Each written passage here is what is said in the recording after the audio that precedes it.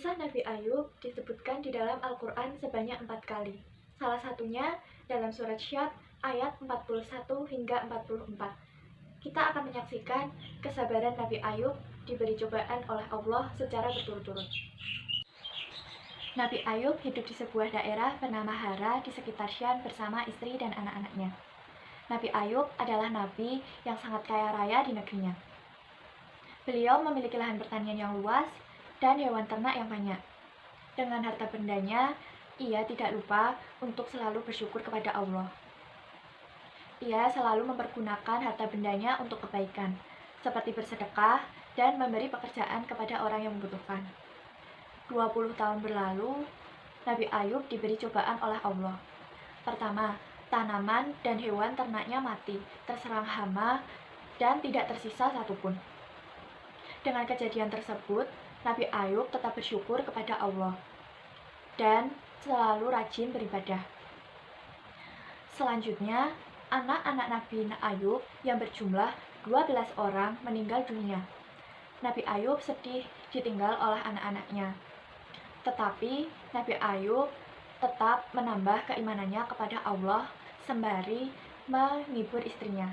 Sabarlah, wahai istriku, janganlah kami berlarut dalam kesedihan. Karena harta dan anak-anak yang kita miliki, semua itu pemberian dari Allah, dan pada waktunya pasti akan kembali kepadanya. Iya, suamiku, terima kasih telah mengingatkanku. Pada suatu hari berikutnya, ketika bangun tidur, seluruh tubuh Nabi Ayub dipenuhi dengan luka yang tidak sedap dipandang mata. Meskipun begitu, Nabi Ayub tetap bersyukur dan pasrah kepada Allah. Ya Allah, jika ini ujian darimu, aku ikhlas menerima dengan sepenuh hati. Hari demi hari berlalu, penyakit Nabi Ayub semakin parah, sehingga menyebabkan orang-orang di sekitar Nabi Ayub menjauhinya. Wahai Ayub, pergilah kau bersama istrimu dari negeri ini, setidaknya agar kami tidak khawatir tertular penyakitmu. Mendengar hal itu, Nabi Ayub hanya diam dan tetap bersabar. Namun akhirnya, Nabi Ayub dan istrinya meninggalkan negeri tersebut dan tinggal di suatu tempat yang jauh dari pemukiman penduduk. 18 tahun berlalu, usia Nabi Ayub semakin bertambah lanjut dan mulai kesulitan dalam beraktivitas. Selain disebabkan oleh usia, juga karena penyakitnya yang tak kunjung sembuh. Setiap hari, Nabi Ayub selalu bersabar dan berikhtiar sampai hartanya habis. Hal tersebut menyebabkan Nabi Ayub dan istrinya hidup serba kekurangan. Meskipun begitu, Rahma, sang istri Nabi Ayub, tetap setia mendampingi beliau. Wahai suamiku, engkau adalah seorang Nabi Allah. Pastilah Allah akan mengabulkan doamu jika engkau meminta kesembuhan. Aku merasa kasihan melihatmu merasa kesulitan dalam beribadah. Maafkan aku kalau lancar berkata seperti ini. Wahai Rahma istriku, ingatkah kau berapa lama kita hidup dalam kenikmatan? Kurang lebih 20 tahun suamiku. Sebenarnya aku ini malu kepada Allah. Kita ini diuji kurang dari 20 tahun sudah mengeluh seperti ini. Hari demi hari, penyakit Nabi Ayub semakin parah dan mempersulitnya untuk beribadah. Ya Allah yang Maha Penyayang, ketika Engkau memberi ujian aku, coba bersabar menerimanya.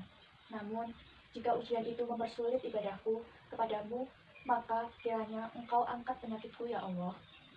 Seketika itu, terdengar dari langit seperti yang disebutkan dalam Al-Quran surat Syad ayat 42. Allah berfirman, hentakkanlah kakimu, inilah air sejuk untuk mandi dan minum. Saat itu, Nabi Ayub mendengar, Nabi Ayub langsung bangkit dari ranjangnya dan menghentakkan kakinya ke tanah. Lalu muncullah air. Air yang memancar tersebut digunakan Nabi Ayub untuk mandi dan minum. Seketika itu, hilanglah penyakit di seluruh tubuh Nabi Ayub.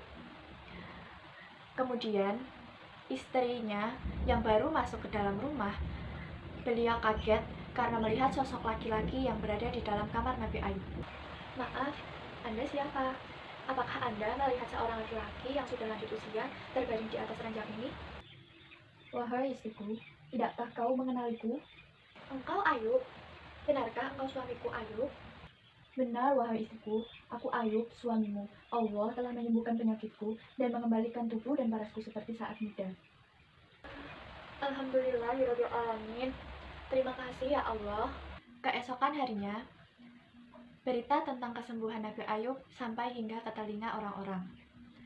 Mereka beramai-ramai mendatangi rumah Nabi Ayub dan membawakan berbagai macam hadiah. Kemudian, Allah memberi kekayaan hingga 2 kali lipat dari harta yang dimilikinya.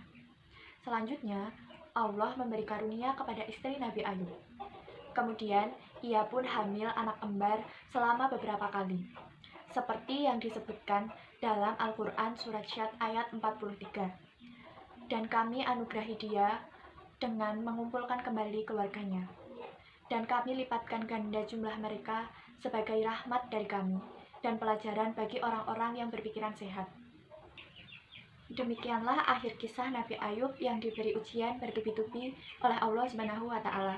Hikmah yang dapat kita ambil dari kisah Nabi Ayub: yang pertama, hendaknya kita selalu bersabar saat diberi cobaan. Yang kedua, di balik kesulitan pasti ada kemudahan seperti yang dijanjikan oleh Allah di dalam Al-Quran.